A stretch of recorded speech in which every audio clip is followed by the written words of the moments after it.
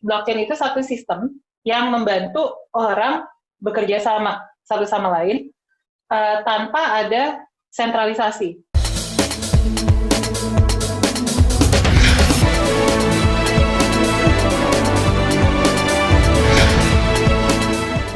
Halo teman-teman, kembali lagi di channel YouTube Erik Gumaryadi dalam program Panas Dingin. Episode kali ini gue mau ngebahas potensi blockchain di tengah pandemi. Kita langsung aja bahas bersama pakar blockchain, yaitu Supervisory Board Asosiasi Blockchain Indonesia, Pandu Sastrowardoyo. Halo Mbak Pandu. Halo Mas Erik, apa kabar? Apa kabar? Sehat Mbak?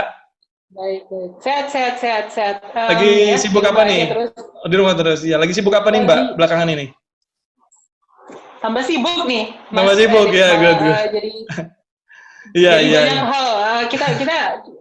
Kita kan di Asosiasi Blockchain Indonesia akhir-akhir ini event tetap jalan ya. Eventnya kebanyakan event virtual sih. Virtual. Tapi, ya kita udah berkali-kali lakukan event virtual bareng partner-partner kita. Kemudian kalau dari akunya sendiri kan aku ada perusahaan yang namanya Blockfear.id itu yang perusahaan consulting and development kita. Kita lagi ngerjain proyek untuk beberapa perusahaan. Salah satunya itu lumayan besar proyeknya sih. Jadi kita akhir-akhir ini malah lebih sibuk, lucu. Jadi bukannya bagus dong ya. Gara-gara pandemi stuck di rumah, ya alhamdulillah sih. Jadinya di rumah terus, tapi tetap berkarya. Nah ini Mbak Pandu, virus corona wabahnya semakin meluas seperti yang kita tahu kan. Bahkan sudah menyentuh perekonomian global, secara global. Nah, blockchain ini yang gue baca bahwa salah satu teknologi yang bisa menanggulangi corona dan juga bisa memulihkan ekonomi. Nah, sebelum bahas lebih detail nih, teman-teman mungkin, khususnya gue juga nih, gue pengen tahu nih, blockchain sendiri itu sebenarnya apa sih, Mbak? Teknologi seperti apa blockchain itu? Mungkin yang sering didengar itu adalah yang membantu mencatat ya. Asal usulnya juga mungkin orang-orang juga sering mendengar Bitcoin. Jadi ada juga yang sering mendengar cryptocurrency dan lain-lain. Tapi intinya sih blockchain itu satu sistem yang membantu orang bekerja sama satu sama lain tanpa ada sentralisasi. Jadi kita kalau melihat sistem-sistem yang tradisional yang bukan blockchain, sistem komputer, sistem server-server gitu yang kita lihat, itu pasti kalau kita lihat kebanyakan punya arsitektur yang tersentralisasi, di mana ada satu pihak yang mengontrol datanya, ada satu pihak yang bisa mengubah-ubah datanya dan lain-lain.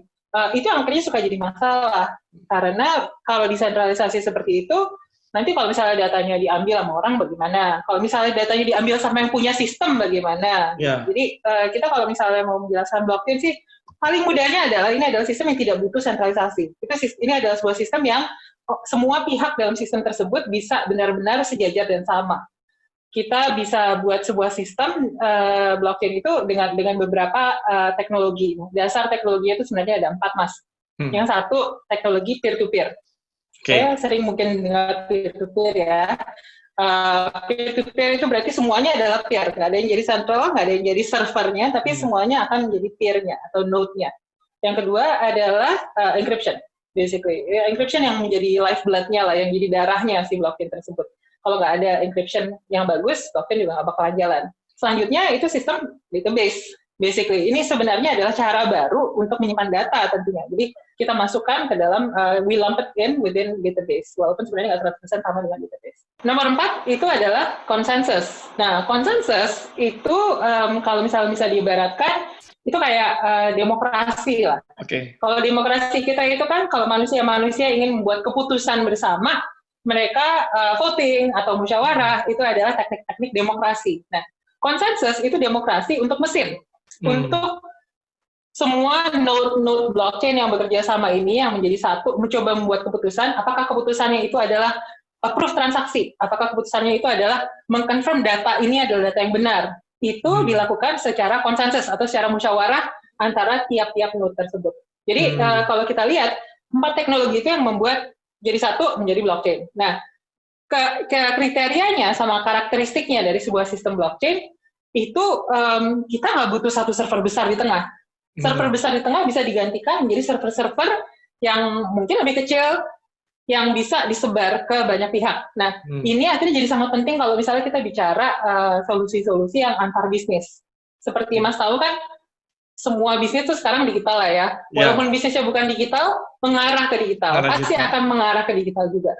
Nah, untuk dia mengarah ke digital kan dia harus berevolusi dan dia harus mengimplementasi teknologi di sisi mereka juga. Betul. Nah, awalnya masih oke, tapi begitu dua bisnis itu ingin bekerja sama di dalam sebuah platform yang sama, rada susah kalau misalnya nantinya akan ada pertanyaan, ini data siapa yang nyimpan? Nah, ya, saya ambil contoh misalnya, contoh paling kuat ya, ini nyambung kok, beneran, ini nyambung nantinya sama coronavirus. Contoh paling kuat adalah supply chain misalnya. Sebuah supply chain, ya, kalau kita bicara itu rantai pasokan dari ujung ke ujung, ada warehouse-nya, ada pabriknya, ada logistiknya, ada yang terima segala macam gitu kan. Nah itu kan semuanya punya bisa-bisa semuanya itu punya server yang berbeda karena masing-masing dari pihak itu mungkin adalah perusahaan yang berbeda. Ada perusahaan logistiknya, ada warehouse juga bukan cuma satu, ada banyak, dan itu semua masing-masing. Itu kalau misalnya kita pakai sistem tradisional, bisa ada pertanyaan, datanya ini benar atau tidak? Ada mismatch nggak antara data saya sama data sebelah? Logistik bilang datanya yang udah nyampe sini 100, yang udah nyampe 100, nyampe di warehouse-nya cuma bilang saya cuma dapat 98 misalnya. Padahal titiknya sama. Titik dalam waktu seharusnya sama secara kronologis, tapi datanya bisa berbeda. Kenapa? Karena masing-masing punya server sendiri. Nah, kalau misalnya ini mau diintegrasiin, ini kan paling seru kalau di Indonesia paling banyak proyeknya itu adalah proyek sistem integration, mengintegrasikan sistem kan. Nah, proyek sistem integration tanpa blockchain sekarang ini apakah nggak bisa? Ya bisa-bisa aja. Sampai sekarang, dari dulu sampai sekarang sistem integration justru rame tuh. Tapi kalau nggak pakai blockchain, akan selalu ada pertanyaan data siapa yang nyimpen.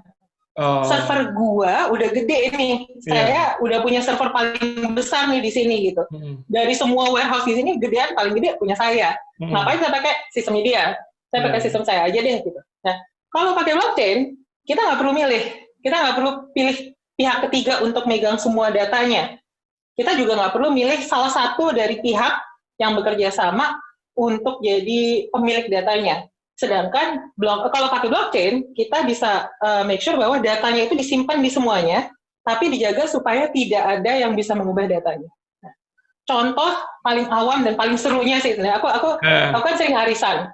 Ada teman-teman arisan lah. Jadi kalau misalnya kita arisan itu kan kita gantian. Jadi misalnya ada saya, ada Anita, ada Miriam, ya ada teman-teman saya gitu ya, bertiga nih.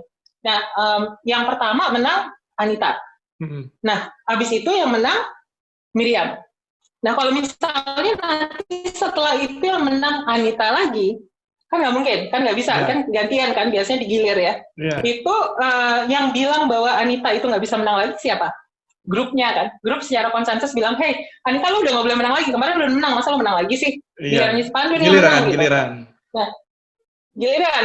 Nah, kekuatan dari blockchain adalah itu cara yang dilakukan oleh arisan itu semuanya saling mengawasi satu sama lain. Itu juga terjadi misalnya Anita arisan zaman sekarang kan, duitnya itu kan di-spend-nya misalnya, ini sebagian harus di-spend untuk acara arisan selanjutnya misalnya gitu. Kalau menang arisan, lu 10% harus dimasukin untuk arisan selanjutnya gitu. Itu kan semuanya kayak ngaudit, ngecek, bener nggak sih? Lu udah ngirim belum gitu? Lu udah di restoran mana nih gitu? Pasti dicek. Dan diceknya rame-rame. Jadi, yang aku suka bilang sama orang, blockchain itu simply bikin perusahaan bisa arisan bareng, tapi di IP-nya, di data center-nya. Jadi lebih intinya blockchain itu lebih mempermudah ya, blockchain itu lebih mempermudah ya Mbak ya, lebih ringkas, lebih mempermudah. Nah, tadi balik ke pertanyaan saya yang awal bahwa sekarang kan lagi virus corona ini, dari yang saya baca ini bahwa blockchain juga teknologi yang mampu menangani virus corona itu seperti apa, Mbak? Oke, ini hubungannya erat sekali sama supply chain yang tadi. Jadi kalau satu yang sangat-sangat dilihat ya, dari kasus-kasus corona kemarin, ada kenapa APD tiba-tiba dikit, kenapa masker tiba-tiba sedikit. Bukan cuma di Indonesia loh, kita lihat Amerika aja. Amerika itu negara kaya banget, tiba-tiba aja masker habis. Bahkan mereka toilet paper habis. Yang terjadi di situ bukan karena mereka nggak kaya, bukan karena mereka nggak nyiapin, karena supply chain-nya nggak siap. Jadi sebuah supply shock seperti itu, demand shock seperti itu harusnya tidak menyebabkan supply shock, tapi terjadi pada saat itu. Bukan cuma di Indonesia, bukan cuma di Amerika, di seluruh dunia terjadi. Kelihatan bahwa sebenarnya supply chain system kita ada masalah besar. Masalah besarnya gimana? Tidak responsif, tidak langsung, oh ini ada di sini, ayo produksi secepatnya, jalan gitu. Karena itu butuh waktu bukan cuma berminggu-minggu, dalam beberapa negara itu berbulan-bulan.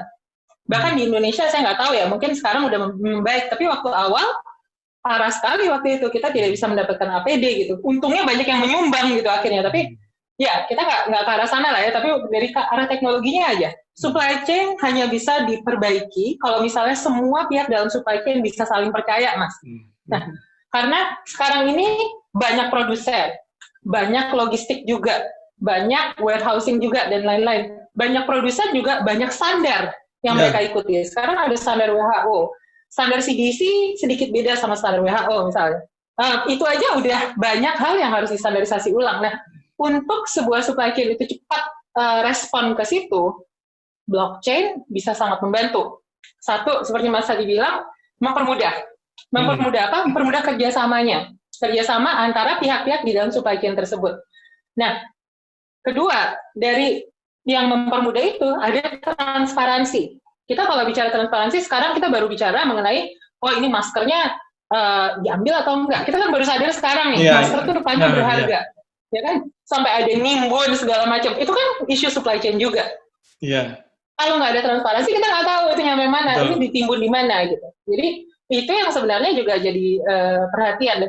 Ini akan jadi perhatian lagi, hitung aja 12 bulan sampai 18 bulan lagi. Kalau vaksinnya udah ada. Vaksin udah ada, rebutan tuh Mas. Rebutan habis-habisan. Yang namanya orang yang mau divaksin. Kalau misalnya treatment, mungkin yang rebutan rumah sakit. Kalau vaksin yang rebutan udah bukan rumah sakit lagi, tapi orang, individu. Dan susah sekali untuk kita bikin supply chain untuk B2C, untuk individu. Kecuali memang kita pakai blockchain juga.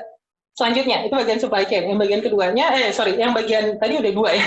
Bagian ketiganya, itu kita dari bicara supply chain, kita masuk juga tadi ke sebenarnya siapa yang nanti udah dapat vaksin, biar nggak dapat vaksin lagi, supaya dia nggak nimbun. Itu hubungannya sama apa? Identitas. Identitas kita tuh sekarang kalau dilihat, memang kita udah punya Dukcapil ya. Dukcapil is good. It's a very good system. Ya, ada kalau misalnya, tapi kalau kita mau menyempurnakan lagi, nanti ada green zone, ada red zone, ada yellow zone, segala macam yang bisa didatangi orang atau tidak. Itu kan sebenarnya nggak bisa kalau misalnya tiap kali harus dicek ulang KTP-nya. Iya. Karena ini kita harus menjaga supaya ini kesehatannya adalah kesehatan publik kan, gitu. Kita harus mendapatkan respon yang langsung, cepat, dan kecepatan respon itu yang sebenarnya dibutuhkan dengan cara kita membuat solusi digital yang mempergunakan blockchain. Kenapa harus pakai blockchain? Karena kalau nggak pakai blockchain, data yang berharga itu, data kita lokasinya di mana, adanya di mana, taruhnya di mana, itu akan dikontrol sama orang yang bikin sistemnya. Oh, nah itu jadi isu privacy. Betul. Nah, untuk kan tadi berarti kan intinya blockchain ini bisa ya untuk menangani corona. Nah, sudah ada belum sih sebenarnya negara yang memakai sistem ini untuk menangani corona? Mungkin di dunia ya, Oke, jadi banyak yang riset, US lagi riset, belum ada yang implementasi. Tapi World Economic Forum bisa dilihat, itu nanti aku kasih linknya. Tapi World Economic Forum itu juga udah menyatakan bahwa sebenarnya harusnya dari sebelum krisis ini ya, bukan sekarang, tapi dari sebelum krisis ini, blockchain udah diimplementasi. Kalau sekarang diimplementasinya bukannya nggak bisa, tapi butuh waktu. Selesai gitu istilahnya. Butuh waktu. Jadi gini, kan yang namanya update system, semua jenis update system, apa itu supply chain, apakah itu identity management segala macam, pasti butuh fase di mana dia berubah. Dia fase di mana dia reset, fase di mana mungkin sistemnya jadi turun kekuatannya dan performance-nya dan lain-lain. Itu nggak pada saat krisis dong.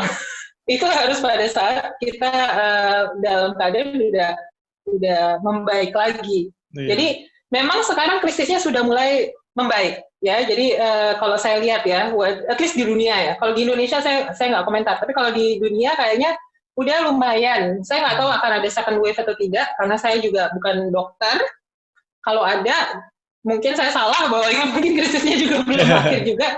Tapi intinya adalah kemarin itu belum sempat ada yang mengimplementasi sistem baru dalam keadaan krisis. Justru harusnya ada antisipasi saat itu, di mana data itu udah beneran oke, APD itu bisa langsung respon cepat juga. Mungkin kalau menurut saya, justru sekarang saatnya untuk implementasi sistem blockchain untuk antisipasi yang untuk 18 bulan ke depan itu. Distribusi vaksin. Itu kan tadi untuk menangani corona, Mbak. Nah, kalau untuk pemulihan ekonomi suatu negara, apakah bisa dengan blockchain? Pemulihan ekonomi, jadi dari segi teknologi dan dari segi sebenarnya cryptocurrency dan exchange ya. Jadi aku ambil dari dua sisi. Kalau dari segi teknologinya, satu, sekarang ini kan kita banyak yang stay di rumah. Dan to be honest, ekosistem blockchain hampir tidak terpengaruh sama sekali. Perusahaan-perusahaan kita, asosiasi kita itu semuanya jalan, nggak ada, no problem. Kenapa? Karena kita lahirnya digital, di dunia digital. Semua aktivitas kita bisa dilakukan secara digital. Kenapa? Because we trust each other. Gimana caranya kita trust each other? Kita pakai blockchain. Kita kembali lagi ke situ, ke masalah kepercayaan antara bukan hanya B2B, tapi juga orang ke orang. Aku bisa misalnya punya dulu aku pernah, kalau sekarang saya udah nggak, tapi dulu aku pernah misalnya proyek yang di luar, itu untuk kita transferan segala macam untuk mendistribusikan mendistribusikan revenue, sama misalnya untuk ngebayar orang kerja aja, itu kita bisa pakai cryptocurrency, dan kita untuk menjanjikan sesuatu, aku janji aku bakal melakukan ini dan ini, itu bisa taruh di smart contract. Smart contract itu kan kontrak yang taruh di atas blockchain nih, gitu kan. Smart contract yang ditaruh di beberapa blockchain itu memang udah nggak bisa diubah lagi begitu dan masuk, makanya namanya smart contract. Ditaruh di situ itu jadi kontrak basically. Kalau misalnya kita nggak melakukan sesuatu, kita nggak melakukan apa yang diminta, itu bahaya buat kita gitu. Bahaya as in duitnya bisa hilang. Jadi my point is itu satu yang bagian pertama ya. The way of working dengan blockchain itu jauh lebih digital. Kita udah siap, very digital ready ya. Nah, kalau dari segi yang cryptocurrency, exchange dan trading, saya dengar dari Oscar, sekarang peningkatan trading di Indonesia itu justru meningkat sekali pada saat COVID-19. Semua orang pada melakukan trading sebenarnya. Mbak, tadi kan, benar. Blockchain itu kan ini dengan data ya, Mbak ya. Nah, sistem keamanan data di blockchain sendiri ini seaman apa, Mbak? Karena kan kita juga tahu bahwa di luar blockchain ya, ada data-data yang bocor lah, kita dengar kan di luar negeri beberapa data perusahaan besar bocor. Nah, blockchain ini keamanannya pasti aman apa seperti apa, Mbak? Gini.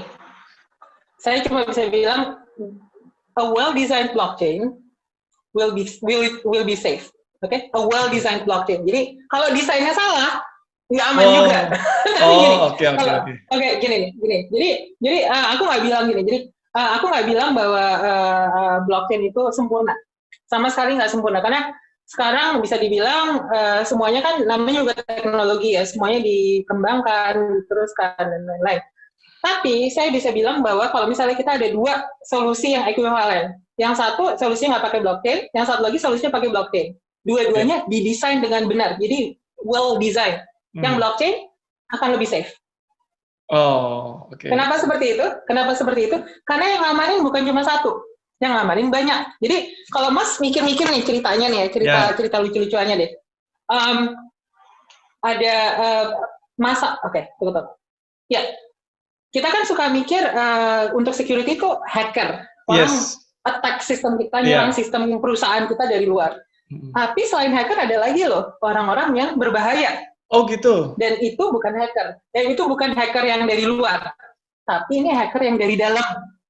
Kebanyakan security breach itu terjadi gara-gara ada kesalahan orang dalam atau orang dalamnya jahat, oknum. Di Indonesia sempat kejadian beberapa kali, aku nggak mention lah ya di mana aja gitu, tapi sempat kejadian beberapa kali di Indonesia sampai level bank itu diambil saldo orang segala macam, bukan karena hacker dari luar, tapi dari dalam. Nah, kalau misalnya kita mengambil data dari dalam, kita ngubah-ngubah data dengan sistem database sekarang, database yang bukan blockchain ya, itu kan centralized ya, sentral. Kuasanya ada di admin. Admin itu adalah raja. Rajanya yang ngubah-ngubah data bisa-bisa aja. By default ya, by default. Bukan berarti nggak bisa di-secure, tapi by default seperti itu. Kalau blockchain by default, admin itu walaupun dia bisa mengubah data di node-nya dia, di servernya dia itu, komputernya dia, itu tidak akan terpropagate ke tempat lain. Jadi misalnya dia mau bikin transaksi palsu, gue mau ngirim 1 miliar ke diri saya sendiri, ini rekening gue kabur buat 1 miliar gitu. Kalau misalnya di sebuah sistem yang centralized di database, walaupun sudah didesain bagaimanapun juga, theoretically, kalau semuanya tuh konspirasi, semuanya di dalam satu bank pengen ngambil uang gitu misalnya gitu, konspirasi gede-gedean, bisa mereka kabur bawa duit. Oke? Nggak pernah kejadian, cuma bisa aja mereka kabur bawa duit. Bukan nggak pernah kejadian deh sebenarnya, tapi itulah, itu nanti deh kamu nggak nyebut. Nah, yang kalau pakai blockchain, walaupun misalnya semuanya satu bank udah konspirasi, semua bank, bos-bosnya semuanya udah mau ambil uangnya gitu, ini gua kirim ke sini nih, secara ilegal, secara tidak tercatat, node blockchain yang lain tidak akan bilang bahwa nggak bisa nih, nggak boleh, lo nggak boleh kayak gini, karena akan diamankan oleh node-node yang lain. Jadi contoh lain yang lebih mudah sebenarnya, kalau tadi kan bank nggak kebayang, yang gila aja gitu nyolong konspirasi orang-orang semuanya dalam satu bank kerjasama, kan nggak mungkin. Tapi kalau di supply chain sering kejadian. Honestly, supply chain bukan nyolong, tapi culpability. Siapa yang disalahin? Postmortem. Ada kesalahan, salah kirim, kerusakan di jalan, daging gua kirim 3 ton, nyampe tempat rupanya refrigeratornya rusak. Rusaknya di mana nih? Oh, di sini gitu. Yang salah siapa nih gitu? Itu kan salah-salahan tuh di situ. Pada saat salah-salahan seperti itu, ada audit, ada ancaman-ancaman legal segala macam. Nggak pakai blockchain, yang ada masing-masing menuju ke server sendiri. Ini kalau di server gua gini nih, ini kalau di server gua gini nih. Walaupun udah pakai IoT segala macam, mereka bakalan tetap bilang, di gua IoT server gua bilang gini loh. Di gua punya IoT server juga di freezernya bilang gini loh. Kayak gitu. Ada banyak titik informasi dan banyak titik informasi yang bisa berlawanan datanya kalau tidak pakai blockchain. Sedangkan kalau pakai blockchain itu soft. Lebih aman ya. Bisa dikatakan lebih aman. Nah, Mbak, untuk lebih aman, lebih saling percaya. Untuk di Indonesia sendiri, Mbak, perusahaan udah banyak belum sih yang pakai blockchain ini, Mbak? Sektor apa yang pakai kebanyakan? Udah ada, Dirjen Pajak sudah pakai untuk sektor logistik sebenarnya, kerjasama sama IBM. IBM punya blockchain yang Hyperledger Fabric kalau nggak salah. Juga udah ada saya lupa nama perusahaannya, tapi kerjasama sama blockchain-nya Emurgo.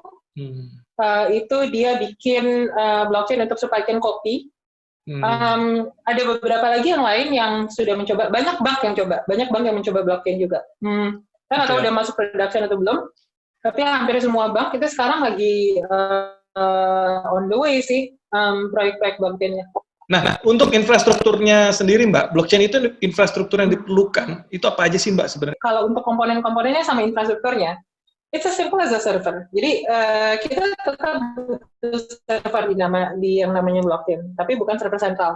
Makanya kita nyebutnya node. Nah, kita bisa deploy server tersebut, apakah itu on-premise, yaitu kayak basically sih server ditaruh di data center kita sendiri, atau kita taruh di cloud. Jadi bukan berarti blockchain itu nggak bisa cloud. Nah, yang menarik dari blockchain, cloud-nya bisa disebar. Kan kita ada yang namanya, kalau cloud computing, orang-orang pada tahu lah ya, semua ada Alibaba Cloud, ada Amazon Web Services, AWS ya, ada yang Google Cloud, ada yang punyanya Telkom Sigma, ada banyak sekali gitu ya. Ada yang IBM Cloud sendiri. Nah, itu kan semuanya cloud masing-masing sendiri ya. Blockchain itu bisa disebar. Jadi misalnya kita bikin satu blockchain yang mengkerjasamakan beberapa perusahaan dalam satu supply chain. Perusahaan warehousing-nya pakai AWS, Amazon Web Services. Perusahaan logistiknya, rupanya dia pakai Google Cloud misalnya. Perusahaan factory-nya, rupanya dia pakai IBM Cloud misalnya gitu. Itu punya cloud yang berbeda-beda. Terus mereka bilang, saya mau pakai infrastruktur saya aja dong gitu. Atau mungkin satu lagi punya data center sendiri. Saya mau pakai server yang saya udah punya dong gitu. Blockchain ini bisa kita embed, kita implement di dalam servernya dia atau di dalam cloud-nya dia, private cloud-nya dia. Tergantung kebutuhan. itu hebatnya blockchain, walaupun dia itu beda-beda, ini bisa kita satukan menjadi satu kesatuan, satu platform, walaupun pihaknya beda-beda, infrastrukturnya beda-beda, cloud-nya beda-beda. Oke, baik Mbak Pandu. Ini kayaknya berbicara blockchain ini sebenarnya panjang. Terima kasih banyak Mbak Pandu atas waktunya. Jadi intinya teknologi blockchain itu bisa ya untuk menangani virus corona itu sebetulnya bisa, ya kan? Dan juga bisa untuk pemulihan ekonomi sebetulnya, ya kan? Membantu memulihkan ekonomi. Nah, baik Mbak Pandu, terima kasih banyak atas waktunya udah mau ngisi di YouTube channel Erik Gomariadi program Panas Dingin. Baik teman-teman, demikian wawancara saya dengan Supervisory Board Asosiasi Blockchain Indonesia, Pandu Sastrowardoyo. Jangan lupa untuk subscribe, like, dan komen channel YouTube Erik Gomariadi. Sampai ketemu di konten berikutnya.